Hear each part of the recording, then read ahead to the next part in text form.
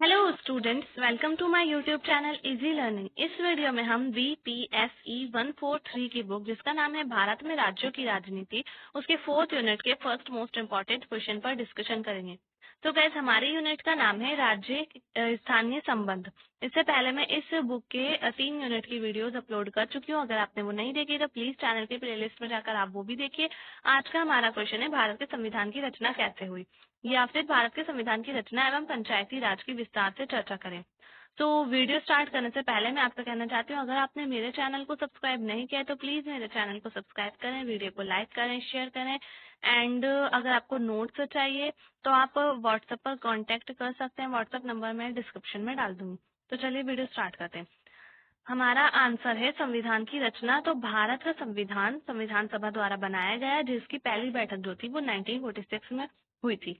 पहली बैठक 9 दिसंबर 1946 को हुई थी, जिसके बाद 1949 26 नवंबर 1949 को 2 साल 11 महीने और 18 दिन में भारत का संविधान जो था वो बनकर तैयार हुआ था, तथा 26 जनवरी 1950 को संविधान को लागू किया गया था। ये सारी बातें सभी को पता, ये तो सबको पता है। 26 जनवरी 1950 को जो है संविधान वो लागू किया गया था। लेकिन 19 जो हमारा संविधान था वो 26 नवंबर 1949 को बनकर तैयार हो गया था। फिर उसको थोड़े दिनों बाद लागू किया गया था 26 जनवरी को। तो इसको 26 जनवरी को क्यों लागू किया था, इसकी भी एक इसके पीछे भी एक स्टोरी है, जो हम इस वीडियो में तो नहीं लेंगे क्योंकि वीडियो जो है वो काफी लेंथी हो जाएगी। तो संविधान निर्माण करते समय ग्राम पंचायत का मुद्दा उठा, ताकि गांवों का भी विकास हो सके, क्योंकि भारत की 90% आबादी जो है वो गांवों में ही रहती थी, जिसमें 5 व्यक्ति जो ऊंची जाति के और बड़े जमींदार होते थे, जो पूरी पंचायत पर अपना नियंत्रण रखते थे, तथा वंशवाद चलता था। तो जब संविधान बना था, संविधान लागू हुआ था, तो उस समय पर ये मुद्दा उठ रहा था कि जो भारत है वहाँ पर, वहाँ के जो गांव हैं उनके अंदर ग्राम पंचायत की व्यवस्था भी होनी चाहिए, क्योंकि जो गाँवों की, जो भारत की जो आबादी है वो ज्यादातर गाँवों में ही रहती है। और गाँवों में पहले ऐसा सिस्टम था कि 5 व्यक्ति होते थे ऊंची जाति के, जो कि पूरी पंचायत पर अपना नियंत्रण रखते थे, और वंशवाद चलता रहता था। मतलब कि अगर वो मर जाते थे तो फिर उनके बेटे सत्ता में आ जाते थे, या फिर हम इस तरह से कह सकते हैं उनका ही वंशज चलता रहता था, जिस कारण जो गाँव में रहने वाले लोग जो थे, वहाँ की जो जनता थी, उनके साथ अन्याय होता था, उनके साथ बुरा व्यवहार भी होता था कभी कभार। तो इसीलिए जो थे स्वतंत्रता के बाद ये सोचा जाने लगा कि पंचायती राज व्यवस्था जो है उनका भी होना चाहिए, उनका भी एक तरह से चुनाव होना चाहिए। जैसे कि सरकारों का चुनाव हो रहा है, सीएम का चुनाव हो रहा है, पीएम का चुनाव हो रहा है, ऐसे ही पंचायती राज के जो लोग हैं, जो पंचायतें होती हैं, उनमें जो नेता, या फिर हम एक तरीके से कह सकते हैं जो भी लोग हो, उनका भी चुनाव होना चाहिए। गांधी जी भी ग्राम स्वशासन के पक्षधर थे, क्योंकि भारत एक ग्रामीण देश था और गांवों का विकास होगा तो पूरे देश का विकास होगा, ये गांधी जी का मानना था। लेकिन ये निर्णय भारत उस समय नहीं ले पाया, क्योंकि ये निर्णय 1992 के बाद लिया गया। तो उस समय जो था ये सब निर्णय नहीं लिए गए थे। 1992 के बाद जो है वो भारत में ग्राम पंचायतों की जो व्यवस्था थी वो की गई थी। तो संविधान सभा के सदस्यों का पहला कर्तव्य भारत का आर्थिक पुनर्गठन करना था।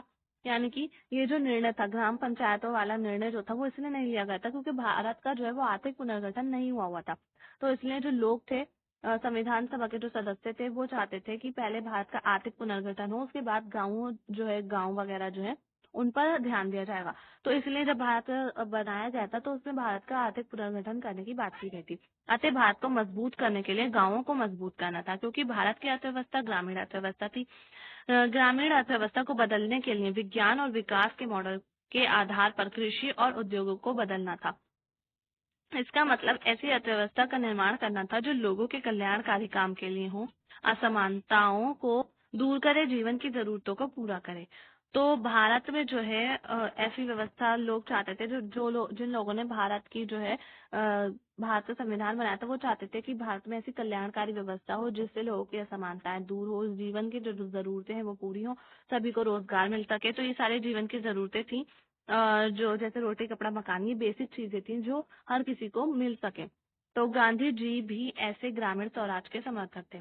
अतः संविधान सभा में कुछ लोगों ने गांधी जी की विचारधारा से प्रेरित थे, और इसी कारण कई लोग मानते थे कि पंचायती राज व्यवस्था होनी चाहिए और इन राज्यों को ज्यादा से ज्यादा अधिकार भी मिलने चाहिए। तो अभी हम पंचायती राज के बारे में ही आगे वीडियो में पढ़ेंगे, इस जो ये जो यूनिट है इसमें पढ़ेंगे आगे। अभी हमारा संविधान के बारे में चल रहा है। तो गांधीवादी मॉडल, सबसे पहले जो है जो हमारा संविधान बना था उसमें गांधीवादी मॉडल को भी अपनाया गया था। गांधी जी की जो जो कुछ कुछ विचारधारा थे उनको भी फॉलो किया गया था। श्री श्रीमान श्रीमान नारायण अग्रवाल एक वरिष्ठ गांधी थे और वे गांधीवादी विचारधारा को मानते थे। इन्होंने एक गांधीवादी मॉडल तैयार किया और उसे संविधान सभा के सामने पेश किया। तो श्रीमान नारायण जो थे उनको वरिष्ठ गांधी कहा जाता था। उन्होंने गांधीवादी जो विचारधारा थी उससे काफी ज्यादा प्रभावित थे और इसलिए उन्होंने जो है वो गांधीवादी मॉडल बनाया था, जिसको जो है संविधान सभा के सामने पेश किया गया था। इस मॉडल में ऐसे सुझाव दिए गए थे कि पंचायती राज जो है पंचायती राज को पहली इकाई के तौर पर अपनाया जाना चाहिए, यानी कि सबसे पहले उसी को अपनाया जाना चाहिए। गांधीवादी मॉडल में कई विषय बहुत महत्वपूर्ण थे। तो जो जो विषय उनके बारे में हम एक एक करके पढ़ेंगे। सबसे पहले छोटे छोटे कुटीर उद्योग। कुटीर उद्योग जो हाथ से काम करने वाले उद्योग होते हैं, तो ऐसे छोटे छोटे उद्योग जो है वो हर गांव में होनी चाहिए। बड़ी मशीनरियों का विरोध किया उन्होंने। कृषि आधारित अर्थव्यवस्था, भू राजस्व, कोऑपरेटिव, पंचायतों के क्षेत्र में कानून एवं व्यवस्था आदि। तो इन सब चीजों के जो विषय थे इन पर चर्चा की गई। इसके अलावा पंचायतों के पास सलाहकारी शक्तियां होंगी, नगर पालिकाएं होंगी, पंचायती स्तर होंगे। तो ये सारी चीजें जो थी वो संविधान सभा के सामने पेश की गई थी।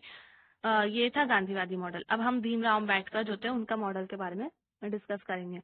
संविधान सभा में संविधान का मसौदा पेश करते हुए B.R. अम्बेडकर ने कहा कि ग्राम पंचायतें भारत की बर्बादी का प्रतीक है। तो B.R. अम्बेडकर का मानना था कि जो ग्राम पंचायतें हैं उनकी वजह से जो है भारत की बर्बादी हो सकती है। मतलब कभी कभी ये सही भी साबित होता है। अभी हम आगे देखेंगे क्यों कहा था उन्होंने ऐसा। वे ग्राम पंचायतों के विरोधी थे क्योंकि ग्राम पंचायतें संप्रदायवाद को बढ़ावा देती हैं। तो इसलिए B.R. अम्बेडकर जो थे वो काफी ज्यादा मतलब लोअर क्लास के थे, तो इसलिए उन्होंने जो है ग्राम पंचायतों का विरोध किया था, क्योंकि उनका मानना था कि ग्राम पंचायत जो पंचायतें संप्रदायवाद को बढ़ावा देती है, मतलब कि एक संप्रदाय को ज्यादा बढ़ावा देती है। गांवों में बड़े पैमाने पर जातिवाद चलता था। अम्बेडकर जी मानते थे कि अगर पंचायतों को शक्तियां दे दी जाएंगी तो शक्तिशाली वर्ग इस पर कब्जा कर लेंगे। तो इसलिए उन्होंने पंचायती राज व्यवस्था जो थी इसका विरोध किया था। कब्जा कर लेगा और ग्रामीण जनता जो है वो गरीब हो जाएगी। और इसलिए B.R. अम्बेडकर जो थे उन्होंने कहा था कि उन्होंने ये सही कहा था, इसमें लिखा है उन्होंने सही कहा था, क्योंकि पंचायती राज में कुछ शक्तिशाली लोगों का शासन चलता है और आम आदमी इस व्यवस्था में हिस्सा नहीं ले पाता। आज भी ऐसा देखा जाता है कि जो आम आदमी होते हैं वो पंचायती राज से दूर होते हैं, वो उनसे ज्यादा आसानी से हिस्सा नहीं ले पाते हैं, और जो शक्तिशाली वर्ग होते हैं उनका पूरी तरह से दबदबा चलता है, जिस कारण जनता में ना तो जागरूकता है और ना ही अपने अधिकारों का पता है उन्हें। सो गाइज यहाँ पर जो है हमारा क्वेश्चन फिनिश हो चुका है। इसके बाद नेक्स्ट क्वेश्चन है हमारा जो हम नेक्स्ट वीडियो में लेंगे। अगर आपको ये वीडियो पसंद आए तो प्लीज वीडियो को लाइक करें, शेयर करें, कमेंट्स करके जरूर बताएं आपको वीडियो कैसी लगी। थैंक्स।